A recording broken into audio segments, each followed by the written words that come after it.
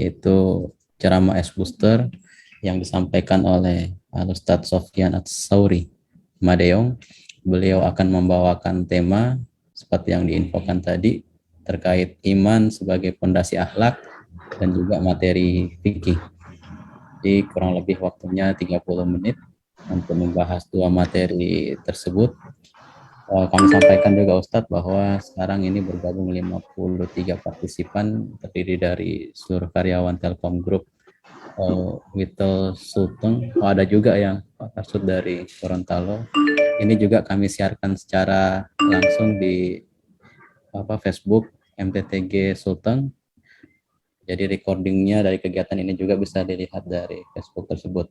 Ya, kemudian juga kami sampaikan terkait satu singkat dari Ustadz. Beliau saat ini merupakan orang pimpinan Rumah Fikih Nurul Fatihah di Bolang Mongondo Timur ya Ustadz ya.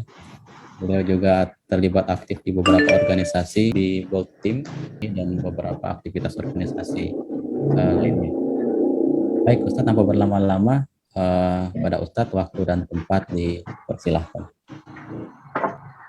Bismillahirrahmanirrahim. Alhamdulillahirabbil alamin, wassalatu wassalamu ala sayyidina Muhammadin wa ala alihi wa sahbihi ajma'in, amma ba'du. Faqala Allah ta'ala fi kitabihil karim, bismillahirrahmanirrahim.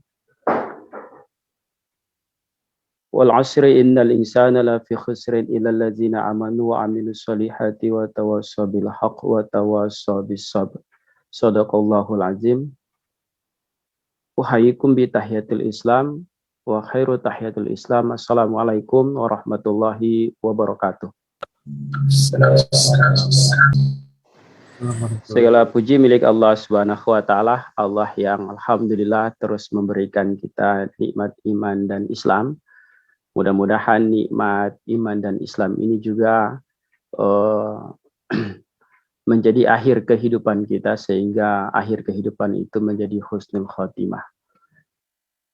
Ada banyak nikmat yang harus senantiasa kita syukuri. Salah satunya adalah pertemuan kita di pagi hari ini. Kita mengawali hari ini dengan satu kebaikan. Mudah-mudahan sepanjang hari ini kita dalam jaminan Allah Subhanahu wa taala. Salawat dan salam untuk baginda Rasulullah Muhammad sallallahu alaihi wasallam yang menjadi suri tauladan, menjadi contoh, qudwah dan uswah orang-orang yang mengharapkan rahmat dan ampunan Allah Subhanahu wa taala. Mudah-mudahan limpahan rahmat salawat tersebut sampai kepada beliau, keluarganya, sahabatnya, para alim ulama, para guru-guru kita, dan insya Allah juga mudah-mudahan sampai kepada kita dan keluarga kita semua. Amin ya rabbal alamin. Yang kami hormati Bapak Ikhwan, General Manager Telkom Sulteng, Pak Waris, dan seluruh teman-teman yang menyaksikan kegiatan ini. Mudah-mudahan kita semua dalam lindungan Allah Subhanahu wa taala. Tadi saya koreksi ya, bukan pimpinan NU tapi LDNU. LDNU ini satu lembaga dakwah yang ada di Nahdlatul Ulama di Kabupaten Bolang Mongondo Timur. Nah, saya akan mengawali pembicaraan kita pada pagi hari ini dengan beberapa referensi, yaitu kitab Nashahil Ibad, kemudian Mukhtasar Ihya Ulumuddin, Minhajul Muslim, dan Syarah Sahih Muslim. Ini saya coba kolaborasi, dan untuk referensi fikih di kitab Fathul Mu'in dan kitab Fathul Qarib, insyaallah. Nah ini saya akan mengawalinya dengan pelan-pelan insyaallah, supaya kemudian ini bisa kita pahami bersama dan bisa kita aplikasikan dalam kehidupan sehari-hari kita. Pertama, saya ingin mengingatkan kita semua bahwa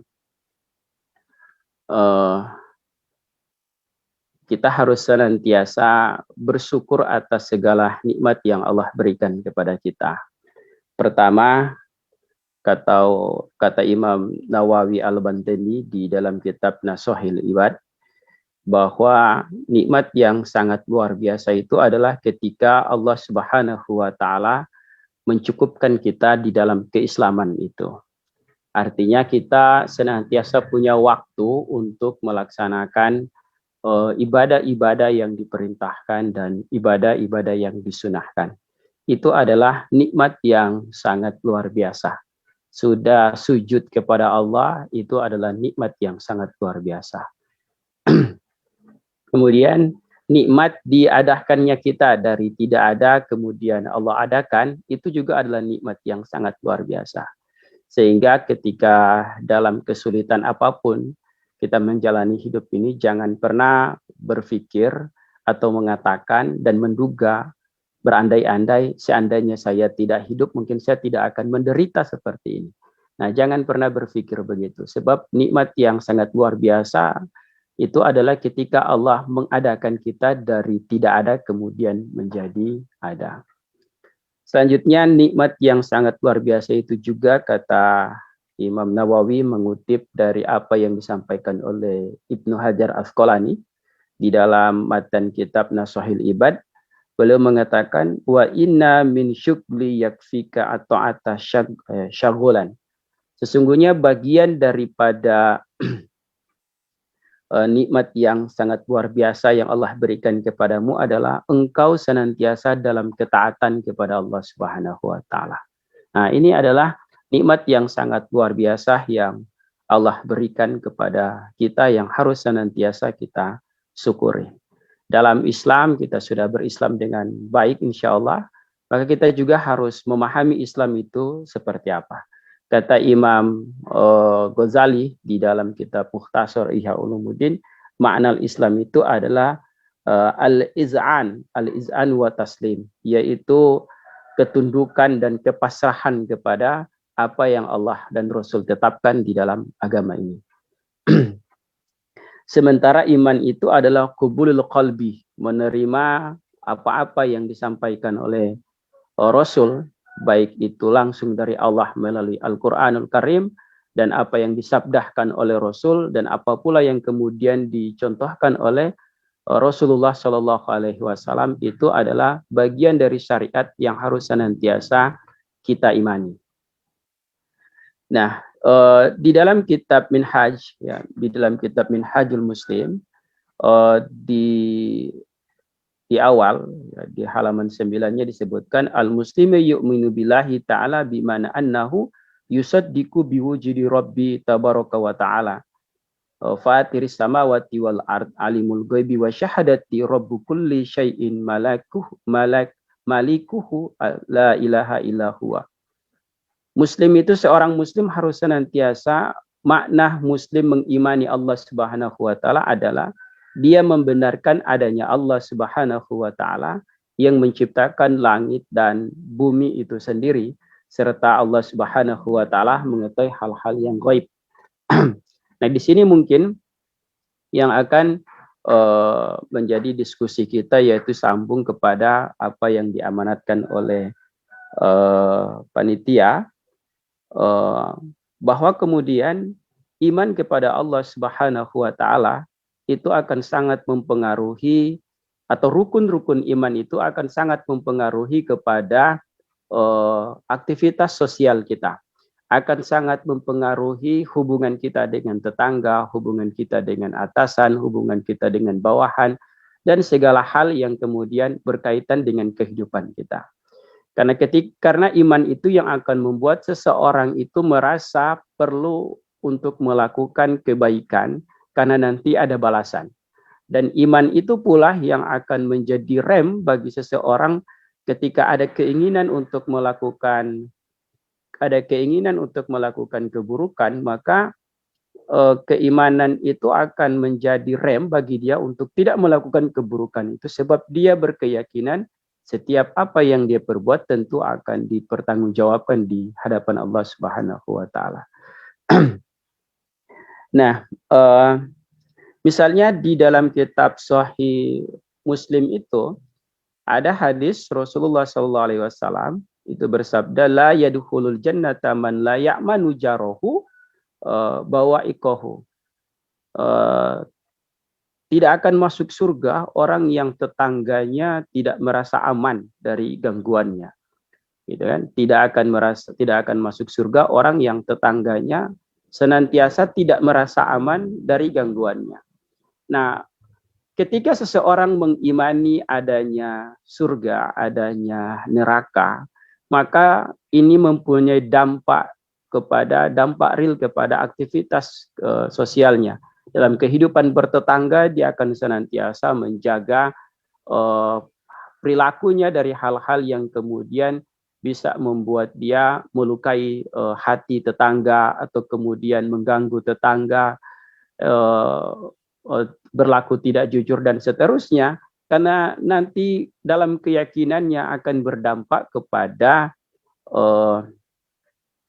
dia nanti hidup di surga. Apakah dia masuk surga, apa kemudian masuk di dalam neraka. Tentu orang yang masuk di neraka itu adalah orang yang membawa dosa yang tidak ditobati. Kita mah santai saja dalam kehidupan ini, ketika kemudian terlanjur jatuh, tidak usah terlalu lebay untuk kemudian menganggap hanya kitalah satu-satu orang yang melakukan kesalahan yang mungkin saja Tuhan sudah tidak mengampuni. Tidak, jangan pernah berpikir begitu. Karena surga itu masih sangat luas, bahkan penghuni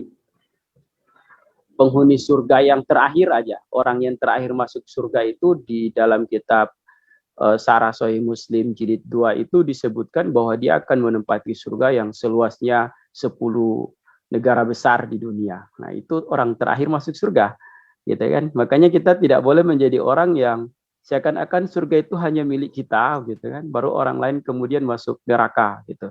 Salah sedikit kemudian kita menyalahkan orang lain.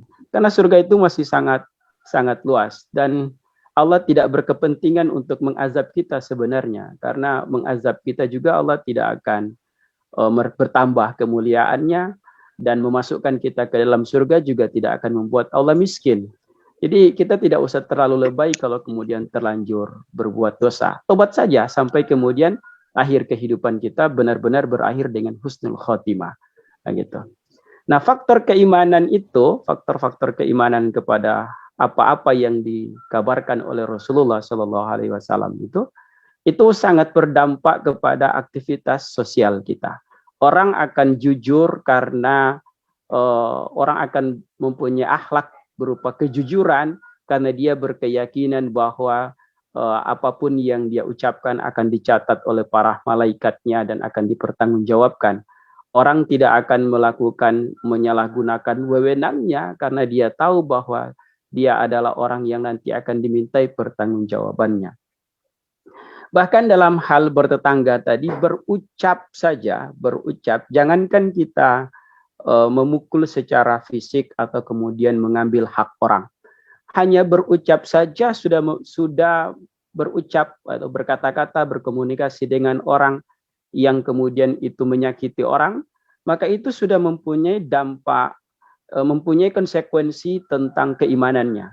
Misalnya hadis yang diriwayatkan oleh Abu Hurairah di bab ke-19 hadis ke-84 atau bisa juga hadis ke-47, itu Rasulullah Shallallahu Alaihi Wasallam bersabda, "Man kana yu'minu billahi wal yaumil akhir falyakul khairan aw liyasmut."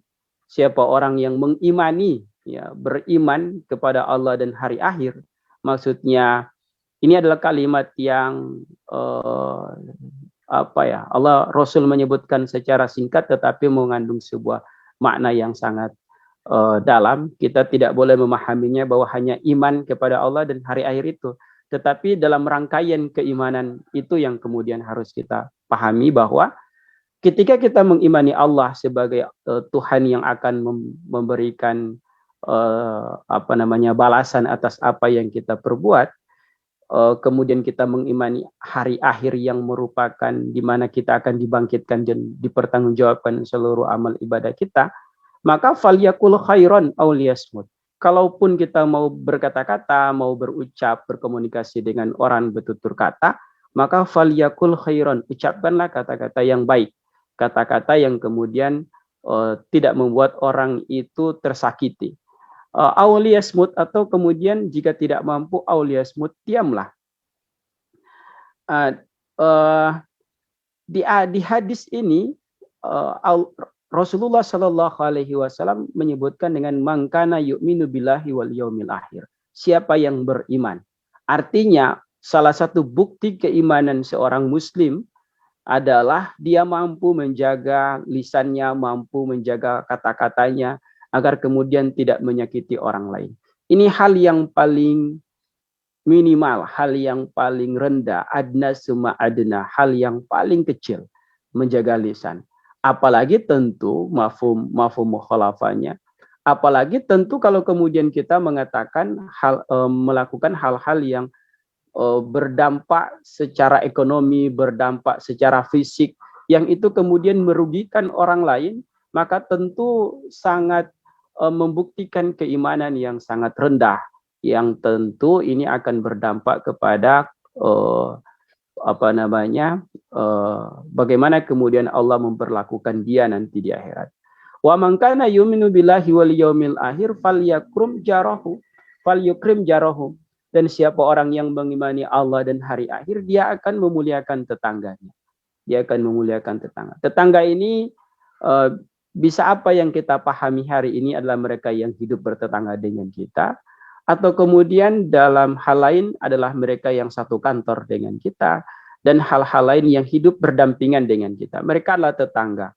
Maka konsekuensi keimanan ya adalah memuliakan mereka, memuliakan tetangga dengan tidak menyakiti mereka. Hadis yang lain kemudian mengatakan, masih akhiran hadisnya maksud saya, wa man kana yu'minu billahi wal yaumil akhir falyukrim dhaifuhu. Siapa yang beriman kepada Allah dan hari akhir, maka dia harus memuliakan tamu. Nah, tamu saja yang tidak diundang itu dimuliakan, apalagi tamu yang diundang, dan seterusnya. Nah, tentu ini semua yang saya maksud adalah ini membuktikan bahwa dampak keimanan itu akan tergambar kepada aktivitas sosialnya. Orang hanya orang hanya akan mengeluarkan apa yang merupakan isi daripada dirinya itu sendiri. Kalau isinya air putih, dari teko pasti keluar air putih. Kalau isinya kopi, pasti kopi yang keluar. Begitulah semestinya. Oleh karena itu Rasulullah Shallallahu Alaihi Wasallam selama 13 tahun periode Mekah itu menanamkan iman terlebih dahulu.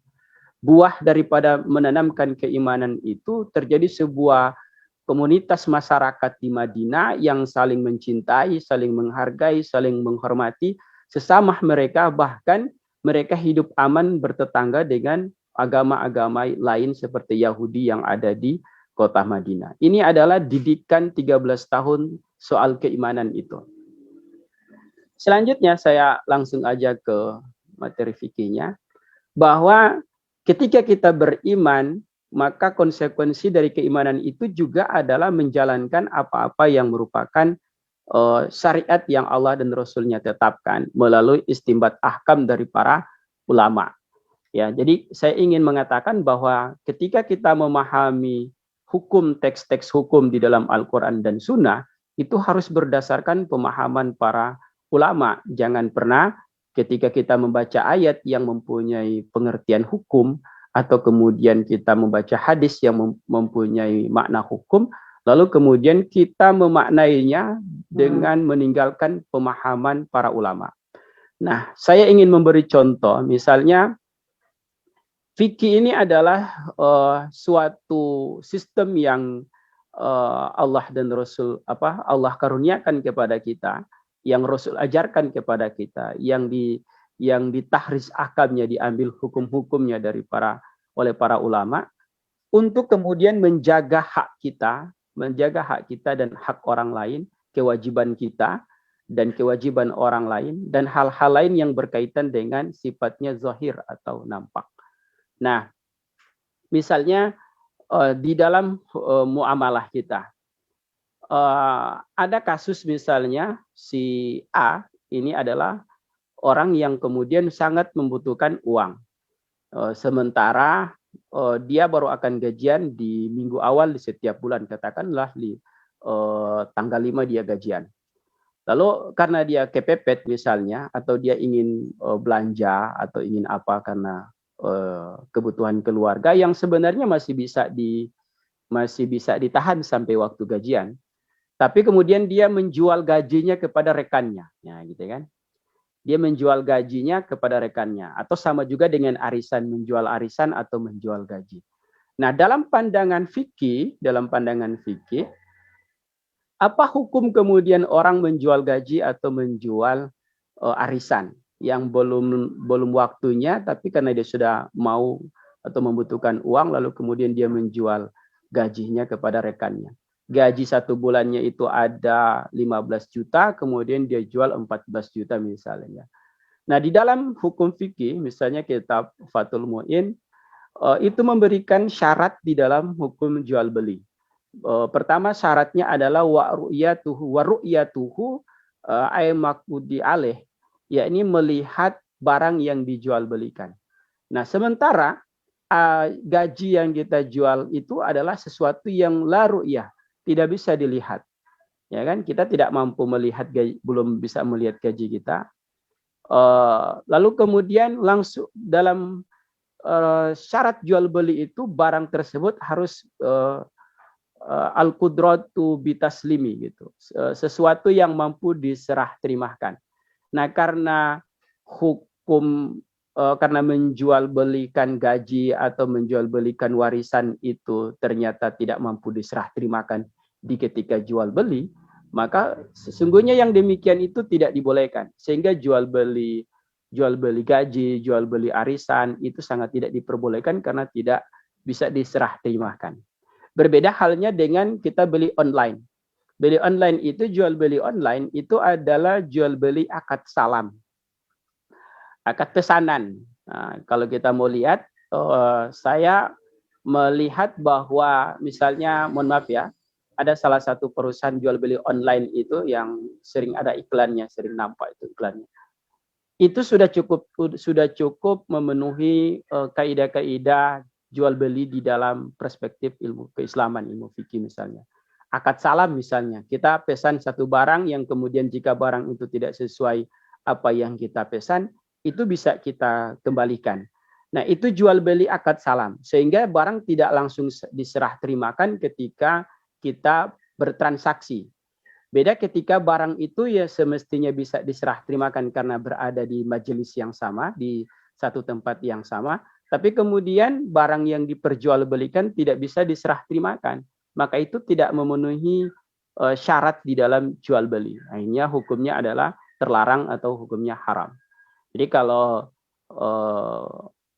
teman-teman misalnya kepepet, harusnya itu akadnya adalah akad pinjam. Jangan kemudian menjual gaji atau ketika berarisan lalu ibu-ibu kemudian jual arisannya karena membutuhkan uang. Nah, itu tidak diperbolehkan karena tidak memenuhi syarat jual beli, tidak barangnya tidak bisa dilihat dan tidak bisa diserah terimakan. Apalagi di sana ada goror. Goror itu apa yang dideskripsikan, apa yang digambarkan ternyata tidak sesuai dengan kenyataan. Ya kan, misalnya tanggal 5 gajian tiba-tiba kemudian tak unduh nggak jadi gajian gitu, di tanggal 5 jadinya di tanggal 6, tanggal 7, atau kemudian tiba-tiba ada pemotongan gaji dan seterusnya. Kalau kemudian di arisan yang sudah diperkirakan harusnya 5 juta tapi ternyata tidak dari itu, lebih kurang misalnya.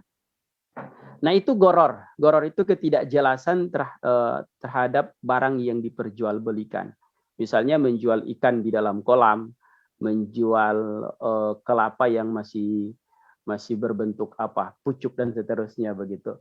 Nah, semua itu adalah bagian dari aturan-aturan keislaman untuk menjaga hak kita atau menjaga hak orang lain agar tidak ada dari kedua belah pihak itu atau salah satu dari kedua belah pihak itu kemudian terzolimi dengan transaksi tersebut. Kira-kira itu yang bisa Ana sampaikan. Mudah-mudahan ada manfaatnya dan bisa kita lanjut dengan sesi tanya jawab. Wallahu a'lam bishawab. Iya, baik Ustaz, syukran jazakallah khair atas materinya Ustaz, penjelasannya sangat detail dan jelas buat kami kembali untuk berintrospeksi diri untuk lebih meningkatkan keimanan.